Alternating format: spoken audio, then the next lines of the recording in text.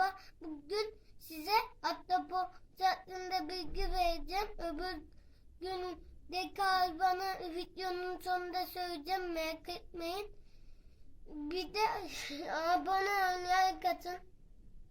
Yorum da yazın. Nasıl buldun diye. Şimdi başlayak. Ahtapotun yuvarlak şeyleri var biliyorsunuz, gözlemleyenler vardır. O kendine ait, kendisinin göz değil onlar. Kollarında oluyor. Kollarında nasıl göz olsun arkadaşlar? Bir de siz şaşıracaksınız. Ahtapotun kanı mavi. Biliyorsunuz. Ahtapotun 8 kol var. 2'si bacak, 6'sı kol diye böyle bir şey yaptım.